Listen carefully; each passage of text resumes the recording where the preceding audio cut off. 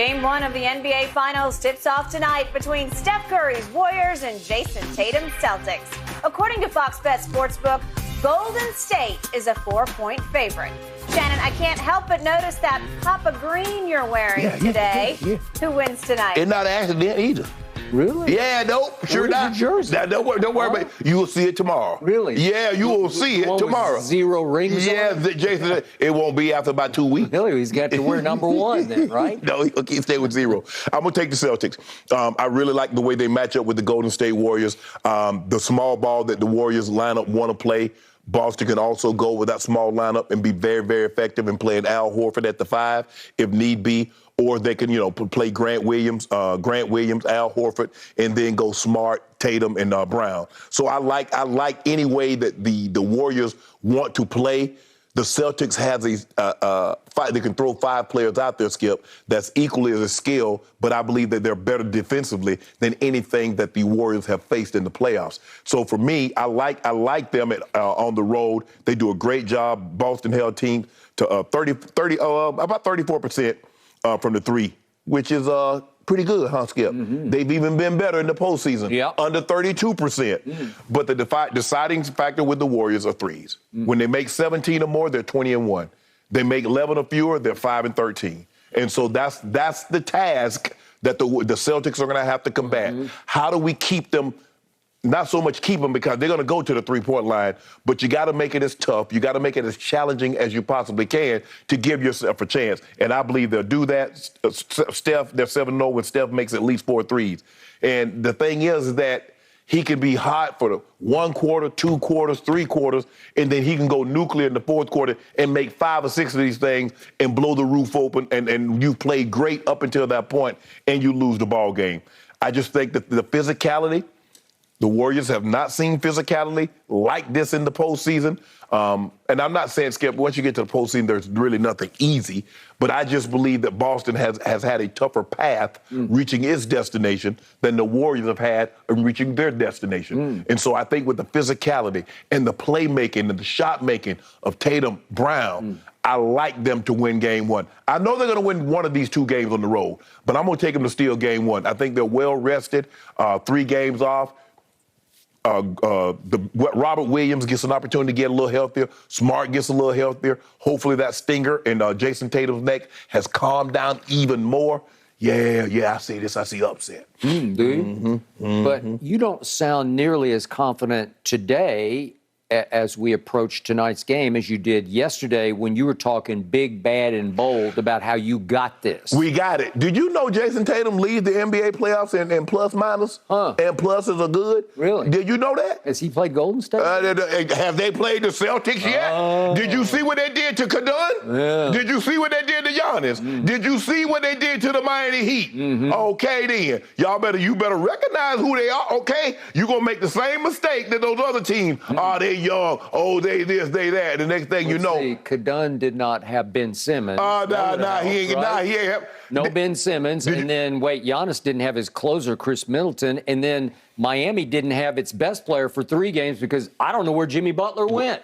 And they didn't have the 6th man of the year basically for the whole series. You know what you did? But when you and I bet 2 cases on the first game, and there was no Al Horford or Marcus Smart, I said, Skip, do you want to give me those cases back because I was without my two of my players? You was like, no, I'm not doing that. Why would I do that? Okay. Well, you didn't bring it up before. And I did bring it up in hindsight. Hold on, time out. I did bring it up the next day. I didn't know Al Horford all of a sudden had COVID. He was out last minute. Marcus Smart was out last minute. Well, you could have backed out. I don't care. No, it happened today. We had already made the bet before they became public.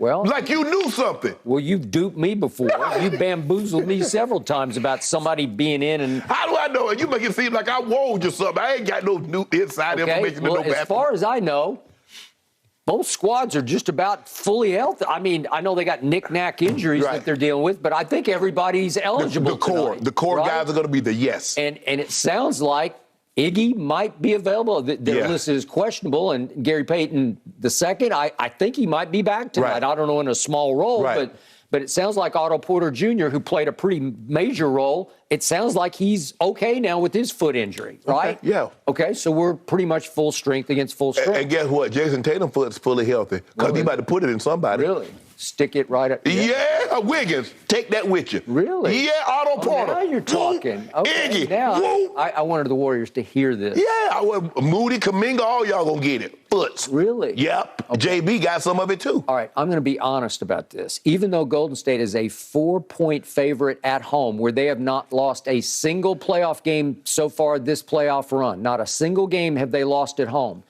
I don't hate your pick because I do agree with your sentiment, with your premise that if they're going to take one at Golden State, this would be the one to take. It's because Boston was under stress and strain the whole way, and I think they have stress and strain momentum that, even though there's been the 3 days in between, that they'll take into tonight. We definitely know they're battle tested. Okay, they're battle tested. They're physicality tested, and I think they're going to bring the physicality tonight and try to play what I call football basketball, old school, sort of 90s basketball, and rough up, starting with the baby-faced assassin and all of the above, because in the end, Golden State is a finesse team, except for the one guy who didn't fit in the death lineup, and that's Kevon Looney. I don't think he's a finesse player. No. I think he's just sheer physicality, right, more than you give him credit for, and he's a big X factor starting tonight. But here's my problem with Boston. If you look hard at the 2 games that they played, and obviously because they're in opposite conference, they only played 2 games. But the first one was a COVID game where both squads were, you could almost go to decimated by COVID. So it wasn't fair. It was a very unlevel playing field or playing court. And I throw the first game out. And then the second game, fairly early on, Marcus Smart dives for a loose ball. It looked to me like he was diving at Steph's planted foot. Yeah, the loose ball, that's basketball. That's what you told me. We're going to get into that a little bit later, but that's going to be an overarching theme here. How much will that motivate Steph starting tonight? Because it was, at the very least, and I think you concurred, a dangerous play. Yeah, very. Okay? So it's Marcus Smart. We're going to talk later about some quotes that he gave to Chris Haynes, where he's just saying, hey, I do what I do. I'm me, man. I dive for it. Since I came into the league, every ball that's on the floor, I'm going to dive for it. Well, you got to dive a little bit smart. You can't dive past the unwritten rule of you can't dive into a man's planted leg, right? But the point is, it's who he is and how he plays. Okay, now I'm back to Golden State. You're right. It becomes a 3-point shooting contest, especially in this building. Yes. And to me, Golden State is hard to prepare for, a la like the old wishbone days, back to the Oklahoma Sooners, whoever ran the wishbone. It's kind of before your time. I don't think you guys would have to face it even at Savannah State. We saw it a lot in high school. Okay, in high school, where you try your scout team to do it, and they just can't do it. And so you get on the field against the speed of it, and it just overwhelms you because you weren't ready. You can't calibrate up to the speed that is going to hit you. A lot of teams shoot threes, but a lot of teams don't have Steph Curry and Klay Thompson shooting those threes. So quick.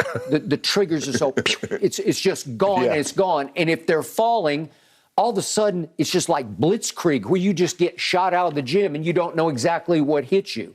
And by the way, the second game I forgot to deal with was the Steph game when he's gone. So it disqualified the rest of the game because he wasn't there. Okay. So I'm not sure Boston will be ready quite for the speed of the game. You could argue Golden State won't be ready for the physicality, the football side of the game. Yes. But in the end, it will depend on how many threes fall. And for me, I've told you what I think of Steph. I don't trust him deep into a finals. I don't trust him in a game 6 or 7 like I trust him in a game 1 or 2. I like Steph a lot. In fact, I love Steph at home, especially at home, in a game 1 or 2. I think tonight will be a Steph special. I think tonight he will light you up. And I think even Marcus Smart will have no fix, no solution, no hope against him tonight, because I think Steph will come out with some blood in his eyes for what happened that it cost him the last 12 games of the regular season. So I think he will be motivated by what I thought was at least a borderline cheap shot and definitely a dangerous play. I think the thing that Smart has working in his favor is Steph. He doesn't have to worry about Steph trying to post him up.